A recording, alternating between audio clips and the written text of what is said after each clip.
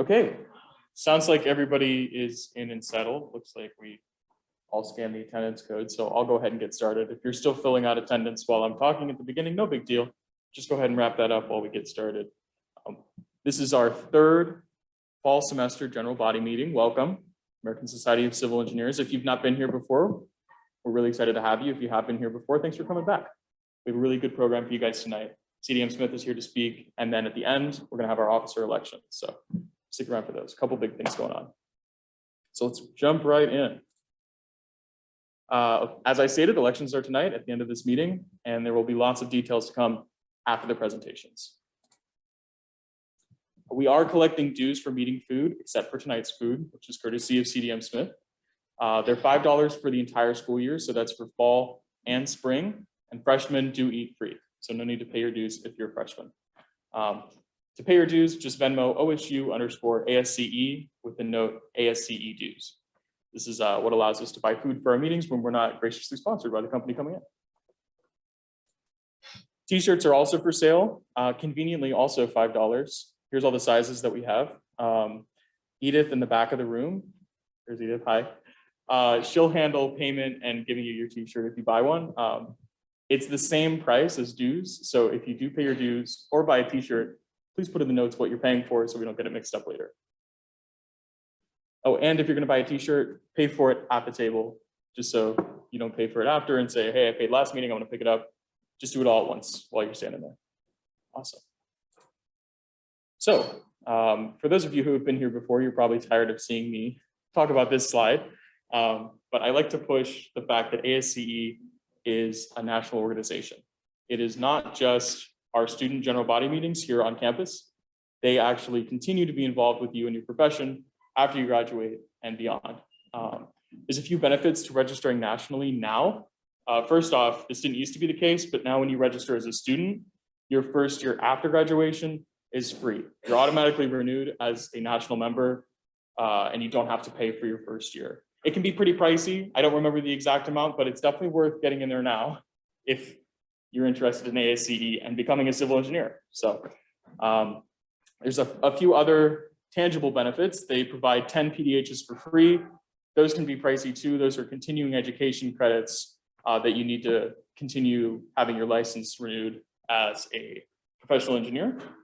Each state has different requirements, but Ohio needs 30 every 2 years. So getting 10 for free is really great. They have a mentoring program. Ohio State has a similar program here, which I benefited from greatly. So if I can continue that after I graduate, it's a really great opportunity. And there's also volunteering and leadership opportunities and some great networking tools, obviously, because you're talking to all the civil engineers in the entire state and nation. So to do that, to register nationally, it only takes a few minutes, actually. We've run through it in one of our meetings before, it's so quick. Just go to asce.org/membership/student. And I've even included a QR code here if you want to scan it and get it done right after this meeting. It is very brief. Okay, so that's all from me to start. I'm going to bring up our guest speaker. Let's give him a warm welcome.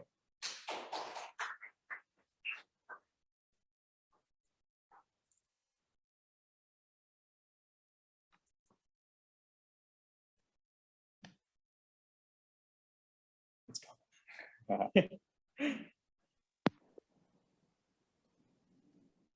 it goes. Awesome. All right, thank you. Well, good evening, everyone. My name is Drew Richards. I'm with CDM Smith, and then we also have my colleague Afaf Musa virtually coming in from Westerville. Today, we're going to talk about our project that we just completed very recently. It's one of the blueprint projects for the city of Columbus. How many people know what blueprint is, heard of it before, taken the class here at OSU? Raise your hands. Nobody? All right. So we're going to talk about one of the projects that we did. It's a integrated solutions project to get stormwater out of the sanitary sewer. And this was in the Agler-Burrell area of Linden, which is kind of in northeast Columbus. Can I just hit the arrow to go?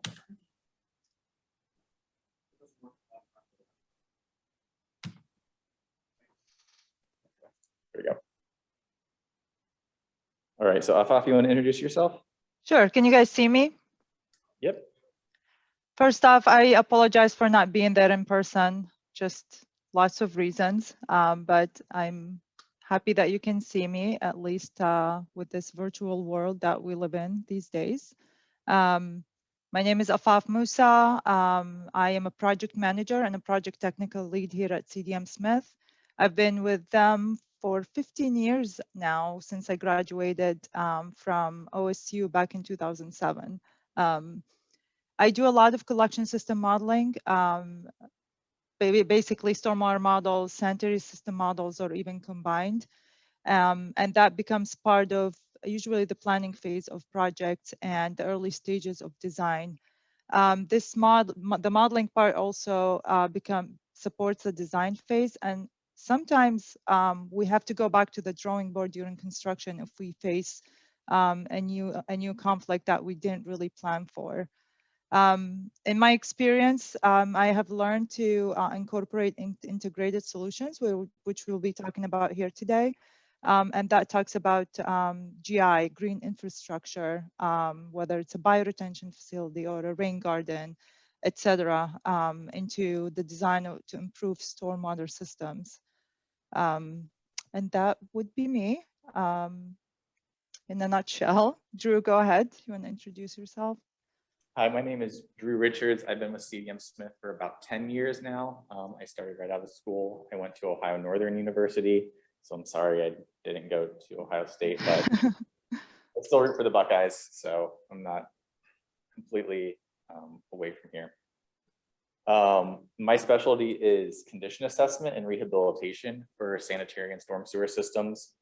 So on the integrated solution side, that's where a lot of my work and what Afaf does with the modeling come together to understand how best to rehabilitate the sewers as well as maintain capacity and to reroute stormwater from the sanitary and make sure that the stormwater is being conveyed at the capacity that those sewers allow as well as the capacity that the sanitary sewers allow for.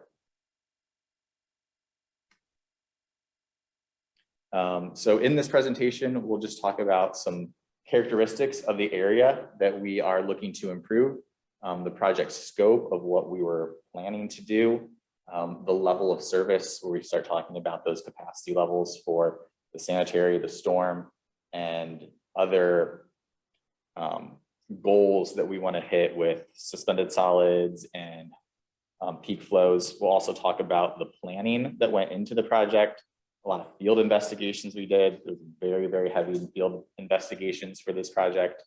The hydraulic and hydrologic modeling that we did, which is really cool. Very, very detailed. Sometimes some of the first modeling of its kind that the city of Columbus has done. We'll talk about how all of that wraps together into the preliminary design report and then design and construction of this project. Okay, so to talk about Blueprint, before I dig into this slide, Blueprint Linden, which Agler-Burrell was part of Blueprint Linden project, and it was the second selected Blueprint area after Clintonville in the city's wet weather management plan, which is basically a response to the consent order that was issued by Ohio EPA. And it was focused on eliminating activations of unauthorized sanitary sewer flows by adapting integrated approach to their wet weather management plan. So what you're going to see, it's a stormwater management solutions, design and construction, but really the main goal is to eliminate inflow and infiltration into the sanitary sewer system by taking that stormwater away from the sanitary sewer systems and conveying it into streets or a stormwater system, nearby stormwater system, or if there isn't one, we constructed a new one. In Linden, and so Blueprint Linden had 4 project areas, and one of them is Agler-Burrell, and that was a project area we have worked on. It started back in 2014, and that was the planning phase. It has the Linden area has 8 DSRs, or design center relief systems. Basically, every time it rains and the center system gets overwhelmed with stormwater because of cracks and like in the pipes, because they're old pipes. So it gets into the sanitary sewers that were never designed for that water to get in, and it discharges sewage water into our rivers. So Blueprint Linden has 8 of them, and the goal is to eliminate any activation during the 10-year level of service. There's also documented 660 water and basement complaints and lots of street and yard flooding complaints. So the blueprint approach is based on 4 pillars: the lateral lining project, and that's lining of the sanitary sewers to eliminate those cracks and push this stormwater away from it. Rooftop redirections, and basically mostly residential rooftop redirection. So any runoff that falls on a residential rooftop, we're capturing it and taking it to either the street or a sanitary sewer. It also involves a voluntary sump pump program and incorporation of green infrastructure. So the green infrastructure part has benefits of improving the water quality of the stormwater system before it gets into our rivers, because often stormwater is not really a clean water. It can have lots of pollutants besides the total suspended solids. So GI, which I'm going to continue to use that term, green infrastructure has the ability to treat that water, at least parts of the water, the first flush before we discharge it into our river system. It also has community benefits. It has the capability of enhancing our communities. So for our project, basically, let's stay on that slide for a second. So what you're seeing is a screenshot from a Blueprint Columbus interactive map, and you can, if you go to Google and Google Blueprint Columbus, you can go to that website and easily find this map. And in that highlighted box, that's where Aguilar Burrell, our project area, is. So the project started back in 2014. We actually worked on the proposal phase in 2013. And the planning phase of the project was actually the longest phase. It went through 2019. Then we turned into the design phase, and construction started this year. But I'm not going to hit on the initiative here for Blueprint Columbus. I already said that. But for Aguilar Burrell, the goal of the project was do a lot of field investigations and evaluation, determine how we can get rid of this II in the sanitary sewer system to eliminate these 8 DSRs, improve the water quality, and repurposing land bank properties. These are abandoned properties, and there were a lot of them in this project area. So when I said we're going to talk about enhancing the community, we're going to take those empty vacant parcels, or if they have a house that is in really bad shape, we're going to turn it into a beautiful green space and overall conform with the city design standards. Next slide, please.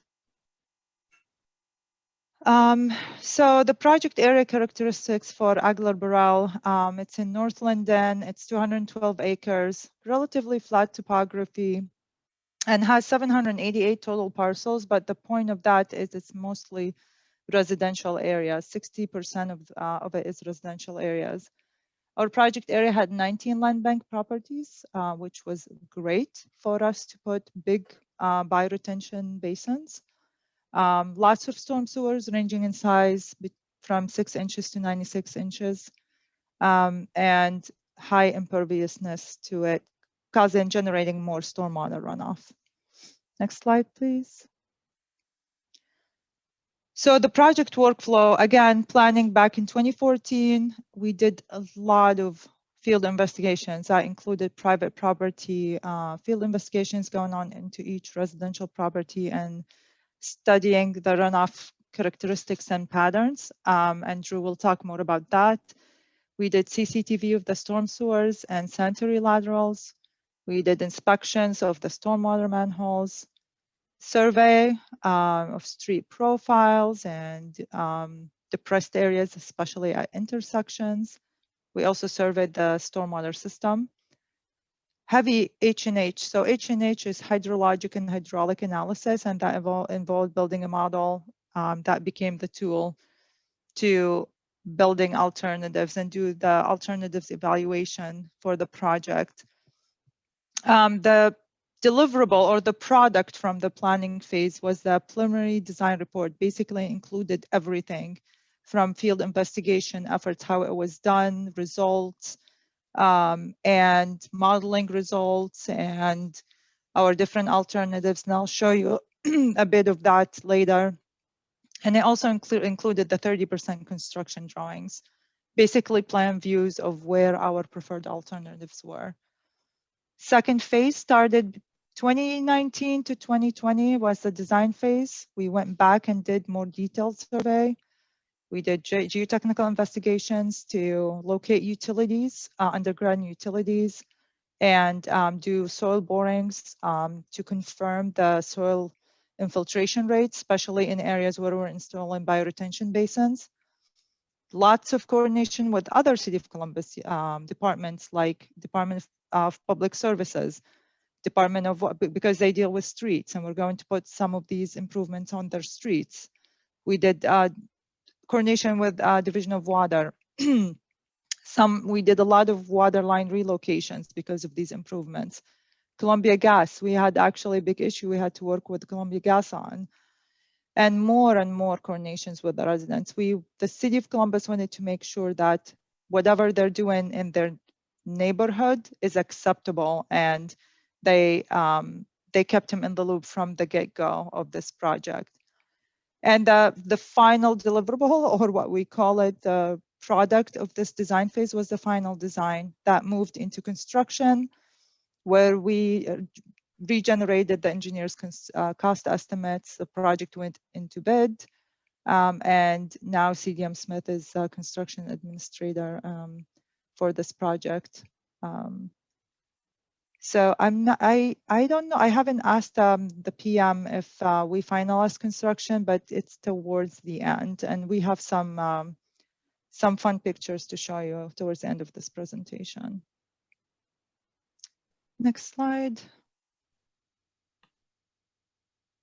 So as the first stage in planning of this project, what we did was gather as much information in the field as we could. So we had storm sewers, we had streets, we had houses, we had sanitary sewers that connect their laterals to the houses. So anywhere that water could go or get to, we wanted to know how it got there. The first thing we did was clean and televise all of the storm sewers. But because there were 32,000 linear feet, that can get pricey and that can take a long time. So with storm sewers, they're typically not as dirty as what a sanitary sewer would be. So what we did that we hadn't done before, but worked out really well, was that we rented Zoom cameras, which you can see in the picture on your right, and use those to take a quick look through the sewer. So we couldn't actually televise the whole thing, but we could put the camera in and zoom through it to see how dirty it was. And we could give the contractor an estimate of, does this need to be cleaned? Does this not need to be cleaned? Or you can have what we would call heavy cleaning, which takes more and more time to do and is more expensive. So what we could do is that we saw that 63% were fine. They were clean. You didn't need to clean them. 26% needed light cleaning, and another 10% needed heavy cleaning. And this saved us a lot of time and a lot of money with the contractor to give us more time and more money to do the analysis and figure out what needed done. And then we've used this technique moving forward on a lot of other different projects. So as you're going through projects, you can always kind of, if you do one thing on one project, start using that same technique on other projects and just developing that, what we want to call intellectual property of something that differentiates you from other people. Another big part of the field investigations was what's going on the house level. So the goal of the field investigations, like I said before, was to figure out, basically we wanted to know if it rains, where does the water go?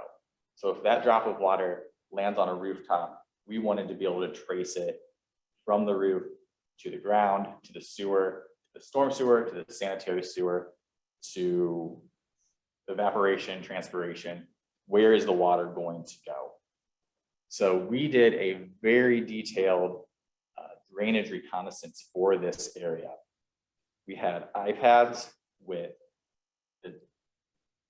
all of the houses laid out on them. We went to each house. There were 660 residential parcels that we went and looked at each of the house, and we recorded the roof area, each of the slopes of the roof. So if you have a roof that's pitched like this was one area, this was a second area, and we have those areas known. And then we also recorded where were the downspouts. Where did the water, if it landed on that roof area, how did it get to the downspout? And then what happened at the bottom of the downspout? Did it go into the ground? Did it splash right beside the foundation of the house? Was there something that went out further from the house to get the water away from it? Or was there no downspout? Did it just fall right off into the yard? And then there were different modeling terms for a FOSS H&H model to predict where that water was going to go based on the conditions at each of the houses. So just in some of these pictures, you can see on the far right is what our iPad screen looked like. That's what the user was putting in to record these different things that we saw. Also, one of the things that we recorded was obstructions. So if there's an air conditioner, a large tree, if we saw where a gas line came into the house, if there were a large electrical pole, anything that could interrupt the flow of the water getting from the house, either down to the sewer or out to the street, we wanted to know. Because a part of this project was going to be rerouting those downspouts from the house to get the water out to the street, so it has less time on the surface of the ground where it can infiltrate and get into the sanitary sewer. In this area, a lot of the sanitary sewers were in the backyards, so not in the street. So the more time that the water spent in the grass and on the ground had a higher likelihood it was going to get to the sanitary sewer where we didn't want it, rather than the street or the storm sewer where we do want it. And then just another plug, the guy taking the picture here was a co-op from Ohio State that worked for us and got a job and still works for us. So if you guys are looking for internships and co-ops, start early, get in, makes a good way to transition from college into full-time work. Cool. So all that information from the private property investigation was one of the very critical components to build the model and move forward with the project. You can see here, I'm not sure how clear it is for you guys over there, but every rooftop had either one defined sub area or two defined sub areas, basically H splash or H street. H splash when the downspout is disconnected and takes that rooftop water and dumps it on the lawn or the buffer zone around the house. Or if it was directly connected to the street or a storm system, which is a good thing. We want H street. That means we don't have issues with the sanitary sewer II inflow infiltration. But after we finished the study, we found that 75% of the homes in this area are disconnected. So this information, next slide, please, helped the development of the storm water model. So they were developed in SWIM 5. It's a free software that is managed by US EPA. I was going to say Ohio EPA. US EPA, you can go on. Again, if you Google SWIM 5 US EPA, you can find it and download it. What we used for this project is PC Swim, which uses SWIM 5 engine. Just much easier to use than SWIM in terms of processing the data and reviewing the results.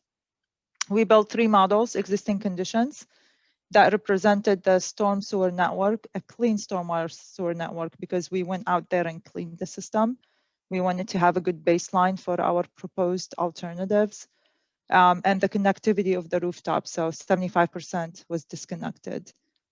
Then we built a baseline conditions model that's basically taken the existing conditions model and taken 55% of those 75% that were disconnected and reconnected them to either a street or a stormwater system or a regional bioretention facility or a bioretention bump out before it discharges into our river system. Then we had a model for alternatives evaluation where we started incorporating solutions based on where those problems were found. You can see in the screenshot the detailed hydrology. Every rooftop had, like I said, 1 sub area or 2 sub areas that was either routed to the green lawn or to the driveway, then to the street, and we created sub areas between routing between these sub areas.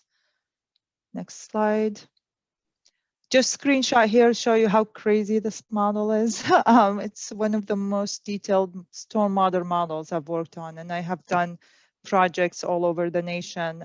This is the most detailed, just because of the blueprint objectives and how we're approaching it. We're taking the specific rooftops in the area and doing redirection to those ones, where parts of the private property investigation said if the reconnecting a downspout had was easy with a low category or medium or high. So the ones that had like a big landscape area in the way of a new downspout, we avoided the redirection on these properties.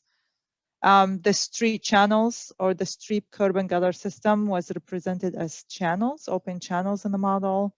Intersections, we had stage storage curves that represented the depressed area at intersections and where the water ponds up. Just tons and tons of details. Next slide. The design level of service for this project wasn't one, it was multiple. So we had POIs, which are points of interest, and these were predefined during the early stages of the project. And these are usually concentrated at street intersections where the water tends to come from all sides of streets into this location and pond up when the storm system exceeds its capacity. And the goal was do no harm. So if we're doing 55% redirection of rooftops to these streets, and I forgot to mention, we also incorporated sump pump flows. Around 30% of the homes would generate new sump pump flows into our streets. So that would increase the depth of flow in our streets and create more flooding. So we're doing this redirection, sending more flows to the street, but we have to capture it with something. We're not making the problem worse, right? We have to solve it by adding bioretention facilities. We also did some storm system capacity enhancement, added inlets and changed inlets. I'll show you some examples. One of the POIs, points of interest, was our peak flow rates at the project outfalls. And we had 2 major outfalls to this project, and both go into the river, Allen Creek. Drew, I forgot which river. Was it Allen Creek? Yeah, okay, thank you. So it was so long ago. We also, with our GI, green infrastructure facilities, we had to make sure we are treating 20% of TSS before dumping it, and that could only be done with the green stormwater management practices. Storm sewer designs, we had to be compliant with the City of Columbus Stormwater Drainage Manual. They have specific designs when you're adding new storm sewer based on the trip area, the road it falls under, lots of other requirements. And for detention, which applies to the bioretention facilities, we had to be compliant with our drainage manual as well. Next slide. So what I'm showing you here is a map, one of the many maps we created for the preliminary design report where we were still formulating alternatives. Here we're still in the planning phase of the project, which took the longest again. We took the project area and split it into focus areas, and these areas have a hydrologic and hydraulic relationships between them. So if we provide a solution here, it could impact the entire drainage area or a watershed, like there's smaller watersheds within our project area. Then we looked at all the options on the table, and that you see all these boxes. They're pretty preliminarily at this stage. Well, we just draw in boxes. There's an opportunity to put a bioretention facility here, or a bump out on this street, or from our field investigation, we saw this catch basin or inlet, storm inlet, was overpaved, so it doesn't have its full capacity to drain that road. So anything we could think that as an improvement, we presented it here. Then looked at it with the client, and we worked together, and we selected our preferred alternative that worked for this focus area, as well as for the entire project area goals and level of services. I'm showing you here, I'm going to show you 2 examples. We did a number of stormwater improvements, but we're focusing on one big bioretention facility, regional facility at Fern Avenue. And we're going to talk about one bump out on Joyce and Danoon Avenue and some storm sewer enhancements.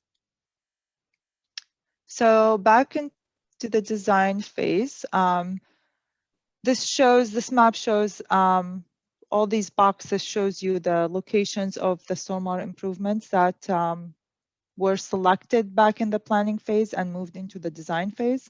And our design ended up having 5 regional basins, which they were great. They had the largest volume to treat water quality. We were easily able to meet our water quality level service, which often is challenging to meet in urbanized neighborhoods. It has also the capability of attenuating the peak flows. So we were able to meet our peak flow rates at the project outfalls. And the reason why it was unique to Aguilar Burrell specifically is the number of land bank properties, those empty vacant parcels that we had, and we were able to take and turn into these beautiful green spaces. We also ended up with 5 bump outs, and these were located on non-operating CODA bus lanes at intersections, different locations in the area, mostly Joyce Avenue. They have the benefit to minimize traffic impacts and mitigate localized street flooding. One of them was actually pretty large, which is the one I'm going to show you. And capacity enhancements, our project area was, we approached it different than the other project areas because we had, I can't point, basically the left part of the project area on the west side of Westerville Road, seeing someone pointing. So all that project area is heavily dense, and it has residential, some industrial, some commercial, and we have very limited space to add a street bump out or a bioretention facility. So we really looked at it carefully and said the best thing to do, and it has the most significant street flooding actually, and it was because the lack of the storm sewer in that area, or if we had catch basins, they didn't have their full capacity, drainage capacity. So in those areas, we decided to do restoration, enhancing the existing storm system by taking that catch basin, fully taking it out and putting a brand new system in, and conveying all that flow from the project area through the main trunk storm sewer system. And those additional peak flows that were conveyed, the system was able to handle them, but we took more flows away from the rest of the project area. So by the time we reached the outfall, we balanced this increase coming from this area and the decrease with the bioretention basins that took that water and attenuated for a bit. So this is one of the regional basins. This is on Fern Avenue, located on 2 land bank parcels.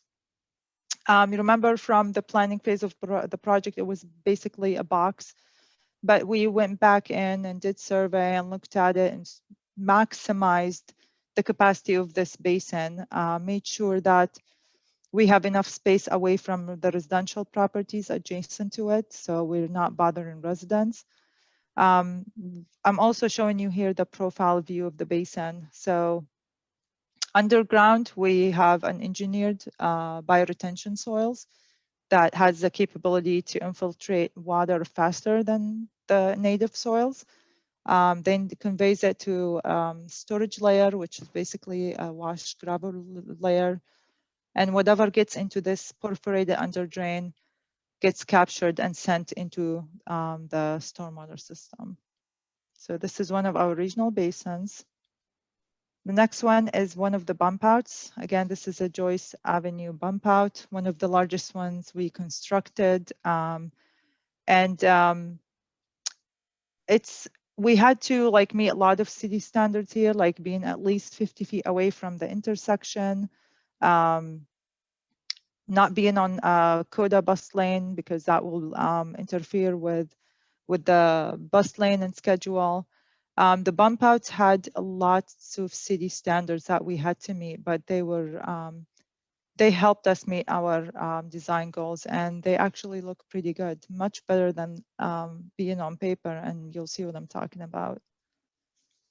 And this one is an example of the capacity enhancements. Here we had on Melrose Avenue, we took an existing system and put a brand new system and enhanced the drainage of that area. This intersection was one of the ones that flooded during rainfall events. Construction, going back to that Fern facility, I'm showing you here a screenshot from Google of where these 2 parcels were located and how it looked right when construction was completed.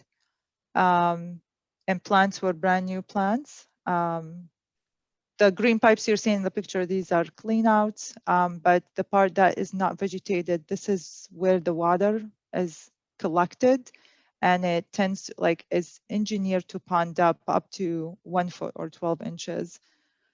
So as it ponds up, it infiltrates into that engineered soil layer, into the storage layer or the gravel layer, gets treated and conveyed back into the storm sewers. This is how it looks when the plants, like a few months after. So the plants look much better, more established, and they will continue to grow. The next one is Joyce Avenue, one of the Joyce Avenue bump outs. We had 5 bump outs. This is during construction. So it basically collected flow from that intersection from Denoon Avenue and Joyce Avenue, conveyed it through this gravel forebay into the bioretention part of the bump out. You can see it eats up part of the street. Only 7 feet were allowed to go into the pavement, 7 feet, and part into the right-of-way side of the area. The design looks really good right now. It looks like it's part of the street. Next slide, please. You can barely notice it now. We're very happy with this facility, actually. So, do we have time to talk about Linview Park? We can just go over it real quick. So Linview Park was initially part of the Aguilar Burrell project, and we had a 5-acre undeveloped area, basically 19 parcels that were clustered in this one area of our project area. It was heavily wooded. It varied in topography, and it had a good tributary area that we could collect stormwater runoff from. And within that area, it had like a small wetland and low-lying area that made it perfect for having a bioretention facility. So we planned for that. Then when we were working in City of Columbus, they wanted to take it an extra level, like to the next level, not just having a bioretention facility. They wanted to incorporate park amenities into it. And given a much better goal to improve the neighborhood in that area and improve safety, especially in North London area. And this is the conceptual, actually this is 100% design. The project is going to go into bid in the next 60 days. We're finalizing a few things. And this is how it's going to look like when it's completed. This is it. All right, I think we've got just a couple minutes. Does anybody have any questions that I can answer for you? Yeah, right. So this was from the city. So they put out what we call an RFP, which is a request for a proposal. We bid and said, this is what we're going to do. And the city of Columbus doesn't always look at how much we're going to cost. They usually have like a number. And then once they pick their consultants, we were in a group of, for the Blueprint Linden, there were 4 different projects and we worked together separately, but kind of in step with the 3 other consultants who won the other 3 projects. And then most of the funding from the city for these projects comes from user fees that you pay in when you live in the city of Columbus to provide sanitary and stormwater service. And then we were paid directly from the city for the engineering services, and then construction was another piece of money that came from the city for it to be built. Do you have a question back?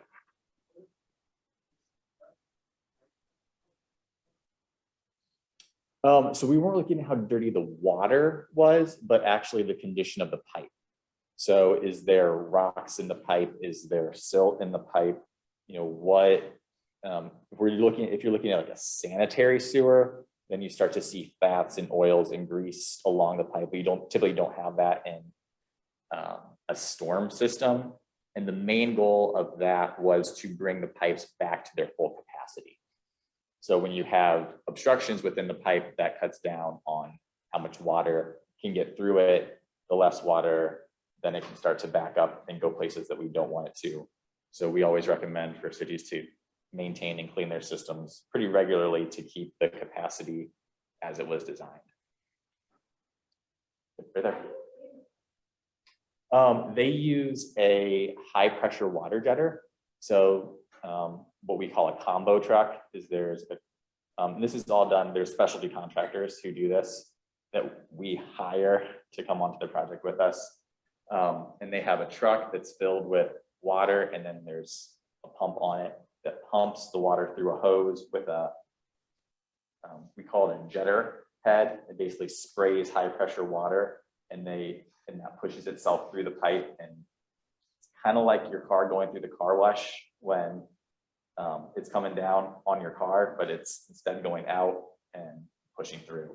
And then they have a big suction hose that sucks up any of the debris that comes up, and they take it to a grit facility that the city has that then that all goes to the wastewater treatment plant. That was one of the challenges with the stormwater cleaning and televising, is that any grit and debris that you get out of the storm sewer, it has to be contained. So it makes it more expensive to clean and televise a storm sewer as opposed to a sanitary, because a lot of that you can kind of let it go downstream because it ends up at the treatment plant. But anything that we knocked off the walls and cleaned out of this would then go to the river, and we didn't want to do that.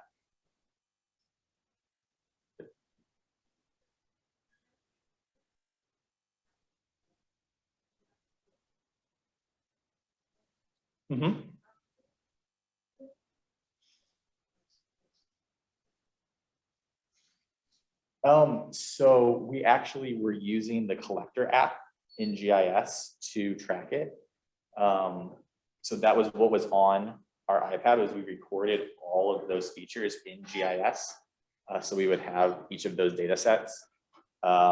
We did do some preliminary research, and if we might have missed something when we were out in the field, used Google Earth to be able to kind of pick up what we didn't see. But what Google Earth doesn't do a great job of is getting into the backyard. and a lot of the sanitary sewers were in the backyards. So it was really important for us to get back there to be able to see what's going on in the back of the house. And we did a pretty extensive resident notification to let people know that we were going to be getting on their property. Because anytime you enter private property, can be just a little bit unnerving to some people, you know, hey, who are these people out in these vests in my backyard? What are they looking at? What are they doing? So.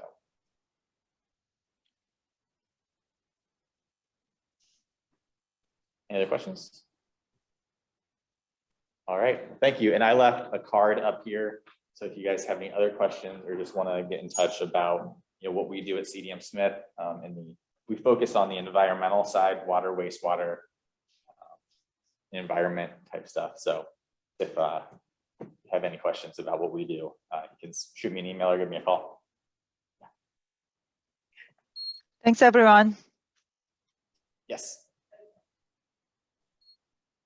Cool. All right. Thanks so much, guys. Great presentation. So we have officer elections to go through after some quick updates. So Drew is free to leave. I wouldn't make you sit through all that. So thanks so much for coming again. And thanks for the food tonight.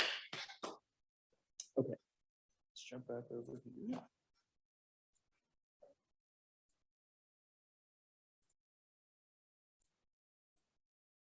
Great.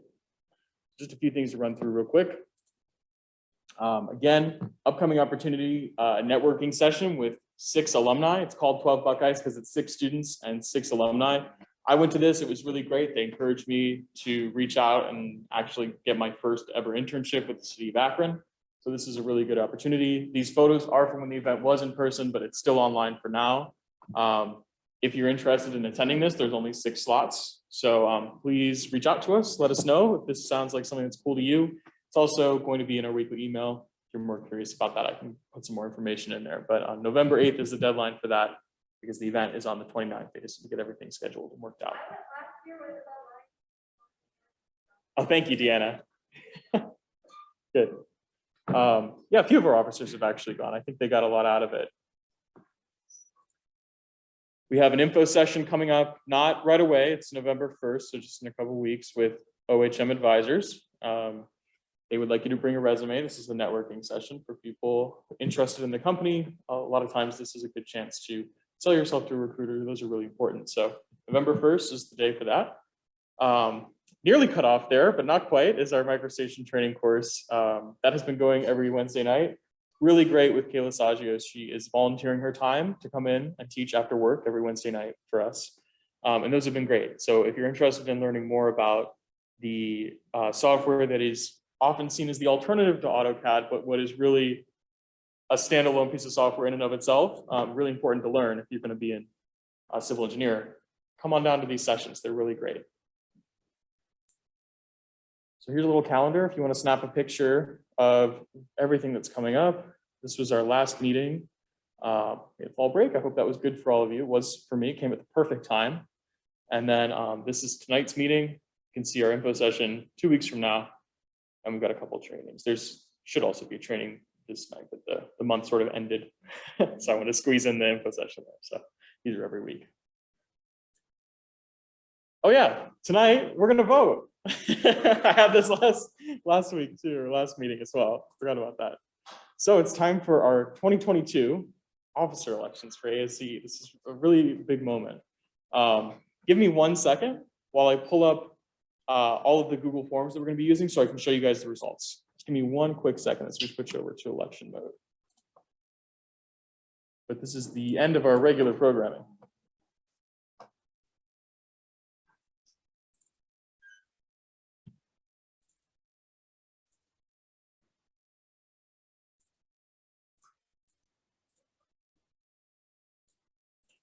Okay.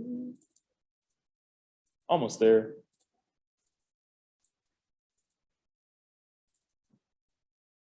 President, Vice President, Treasurer, Secretary. Here. Okay, we will find out if those are in order in a little bit.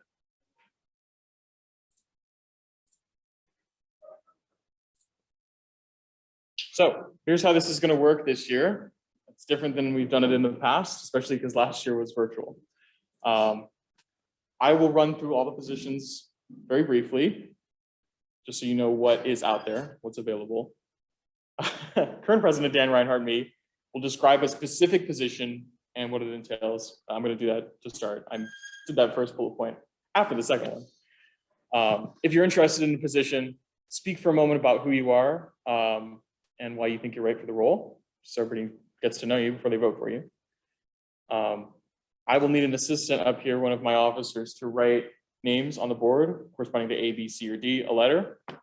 And then each position is going to have a QR code, scan the QR code, and vote for the letter that corresponds to the name on the board. I just did that, so it could be done on the fly. We didn't have to make the Google form in advance and have people submit what positions they wanted. Okay, I'm gonna call on Ryan to come down and help me with this. Grab this as our improvised eraser because there isn't one up here. Works super well. Look at that. Wow, cool. You want a big piece of chalk? Here it is. Good. Yeah, just go through E. I don't think we'll have 5 for every single position, but that's what I wrote. And if you can't see this up on the board after we get the names up there, just shout. I'll flick the lights up. Okay, great, perfect. So just a quick preview of all of our positions. The president, this is my job. These are long blurbs, but I'm going to kind of summarize them. You hold the meetings every month. I send out the weekly emails every Monday. You're the face of the organization. This is a really important one. You're also responsible for making sure that someone, it doesn't have to be you, goes to our e-council meetings, the engineers council. That is once every 2 weeks, right? 2 weeks? Yeah. So you don't have to do that. You can delegate that to somebody, but just make sure we're represented there. That's sort of the duties that we're responsible for. So this is good for someone who's already been an officer in the past. That's what we look for president. Okay, vice president. Responsible for holding the general meetings. These are loose. I'm up here obviously presenting the meeting, but Danny does a lot of our scheduling and networking. He's kind of the email guy, vice president. He reserves the room for us and gets things set up before the meeting. So this is good for junior or senior. These are not hard and fast rules either. So if you see something that you think looks really good, except for maybe president and vice president, the rest of the positions kind of floating around. They're pretty loose. The treasurer, pretty self-explanatory, responsible for handling the finances. You will be on the bank account, and there's training once a year for this. So president and the treasurer are responsible for going to training once a year. That's the duties of the treasurer. It's not bad. Oh, and you order food. That's the fun part. Secretary, we have an annual report. That's why we do elections in the fall and start in the spring instead of having it go through the school year, because the annual report covers the entire year. The secretary is just responsible for keeping track of everything we do and reporting it at the end of the year to ASCE National, just so they can keep tabs on us. They also help out with attendance and take notes at our officer meetings. Social and fundraising chair. I'll start moving a little quicker. They're responsible for organizing our social events and our fundraising events, pulling in money from local companies. We do this thing where we write letters and stuff envelopes and send them out to local companies. Sort of helps out with that. Also, if we have any social events, once we had a Donato social, we had a hiking social a few years ago. This is before COVID, obviously. They sort of handle that stuff. Recruiter and OVSC chair. Main duty of the recruiter right now is to collect those new member attendance forms and get them on our email list. Usually they're the person that people email if they're interested in ASCE, and they help keep track of that and collect their information. They are also the OVSC chair part of this. Every year we go to the Ohio Valley Student Conference, which I should not have said Ohio Valley Student Conference because the name has just changed this year. But it's where Concrete Canoe, Steel Bridge, an environmental team and surveying team all go to compete. This person will help the president get ready for that. It's not really a big deal. You just have to get the names of everybody who's coming. So cool. We're nearly there. Service and outreach chair. They're responsible for any events that we hold with the community. The STEM Expo with local high schools, things like that. Balsa Wood Bridge building competition. Anything that's not at Ohio State, working with the local community. That's what this job is for. Okay, and then finally, the underclassmen outreach chair, or rep, is responsible for encouraging freshmen to come to our meetings. This is usually for freshmen and sophomores, or anyone who just takes a really good interest in being an ASCE officer but isn't sure that they want to take a named position immediately. It's a good interim position for people interested in ASCE that want to maybe one day become president. I was one of these first, and then I became president. So this is a good way to get your foot in the door. Okay. Hopefully we have a good understanding of all these positions, because now we're gonna vote for them. This is exciting. All right, so votes for president. If you would like to be president of ASCE, what I'm gonna ask you to do is raise your hand. I'll call on you. You'll speak for a minute, and then everyone will scan that QR code and vote after Ryan writes your name on the board. So any takers for president? We have one. Stand up, say your name and why you think you'd be good for the position.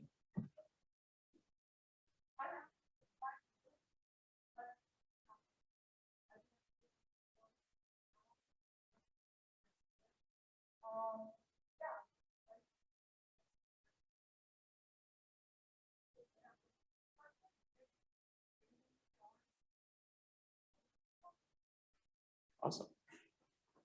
Nice. Anyone else for president? Going once? Going twice? Great. Abby's running unopposed. That means she takes it. A for Abby. We don't need to vote. Abby Gladfeld is our new president. Awesome. Cool. Okay. These are the positions that are up next. Vice President, Treasurer, Secretary. Just so no one forgets, if you're waiting for something, if you think that wasn't cool and you want to wait for something better, here's what we've got coming. Vice President. Talked about Vice President before. They are the assistant to the president, handle all the emails and the scheduling. This is a good one. Got one back there. Not a surprise.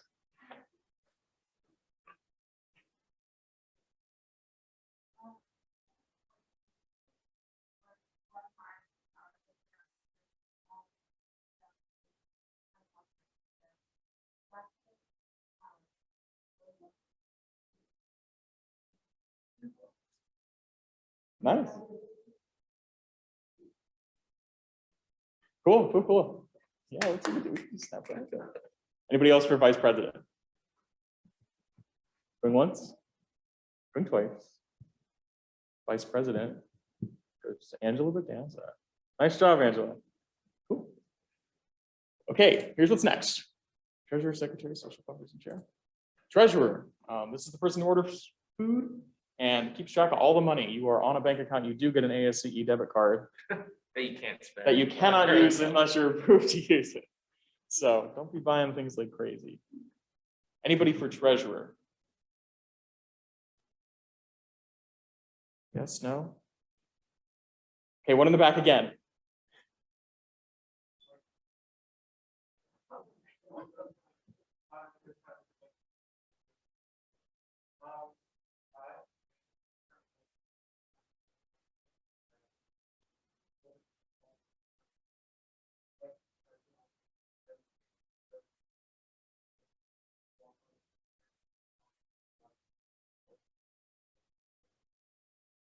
Nice.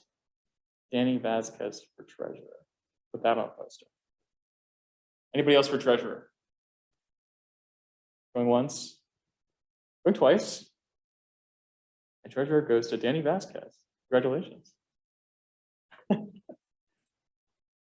Okay, here's what we got coming up. Knocking them out one by one.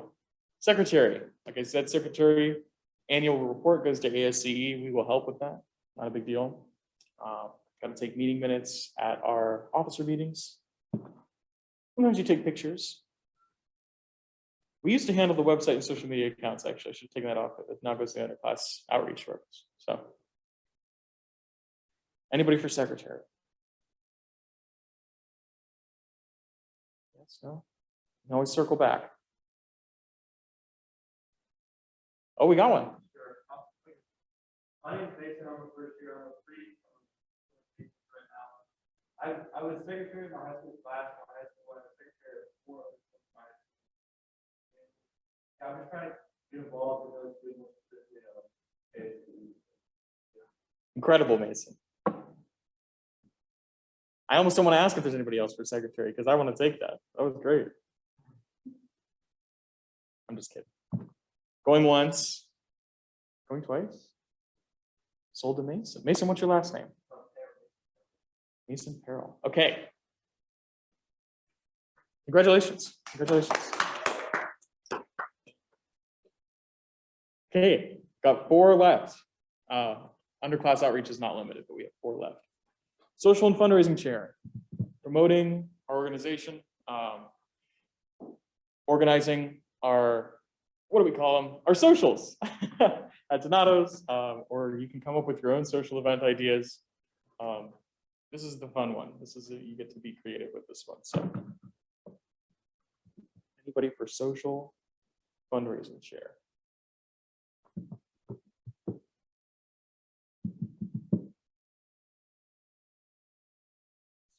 Yeah, no, I'm just giving it a second. I'm just giving it, maybe we get another Mason. I know. No pressure. Okay, we can circle back to any of these. We got the ones that we need to be registered as an organization. So at this point, I'm satisfied, but let's keep this going, guys. Only a few left. So recruiter or OBSC chair. This is a good one. You get to talk to all the people who are interested in ASCE or excited about becoming part of the organization.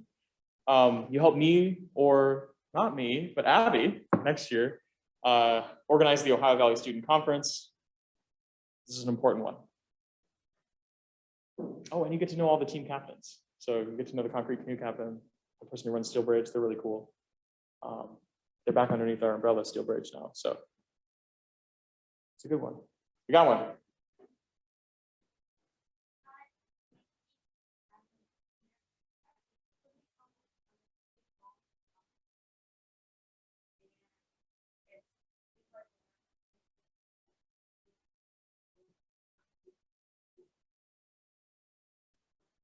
Excellent. We'll just give it. We'll give it to Naomi. I won't say going once, going twice. So that was give it enough time for sure. Congrats. Okay, only 2 left, and the one we have to circle back. Our service and outreach chair, responsible to talking to people in the Columbus community. Right now, our biggest project that we're going to work on is the Balsa Wood Bridge building competition that's happening in the spring. Work with Dr. Herr. If you haven't had a class with Dr. Herr, you might know her. She runs our capstone program. She's helping organize this. That will be a lot of fun. The president's also going to be involved in planning that. So we've been working on that with her. So anybody for service and outreach chair. It's a good one. Like it says, it's for freshmen and sophomores. So if you want to get your foot in the door, this is a good one.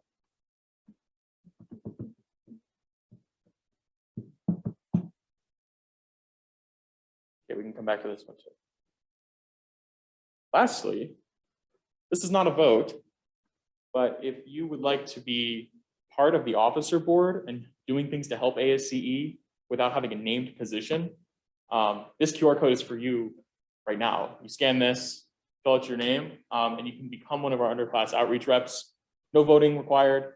Come to one of our officer meetings. The next one that's coming up is November 7th. And meet the team. We would love to have people excited to be involved. And maybe if you don't want to take a position right away, that's okay.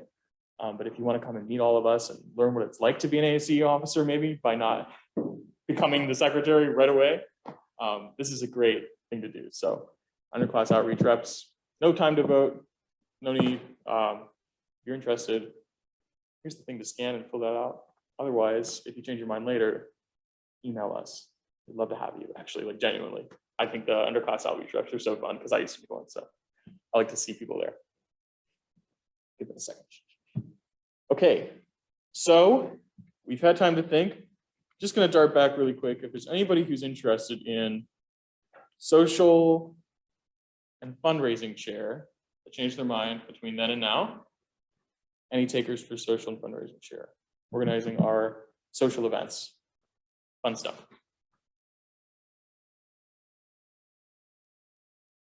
A second. That's okay. We had one more to hit. Which one was it? Was it service and outreach? That's right. This is working with our local Columbus community with a touch point if someone wants to talk to us and get an event organized outside of the school. Going once, going twice. Oh, there we go. Incredible.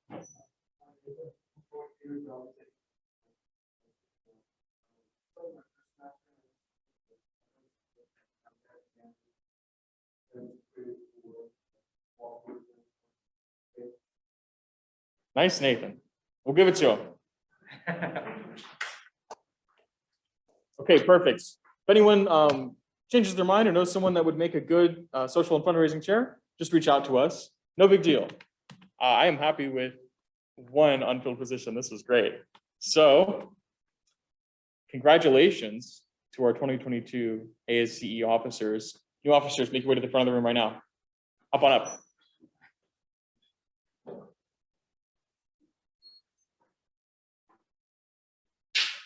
I'm mostly bringing them up here because I have to meet with them afterwards. But first, let's give them a round of applause. We will send out a list of all of these people's names following the meeting. This is great, you guys. I'm so excited to have you up here. That's it. That's all we have. Our next meeting is November 8th, 2021. If you didn't get attendance at the top of the meeting, hit it now. Otherwise, pretty good. Thanks for coming.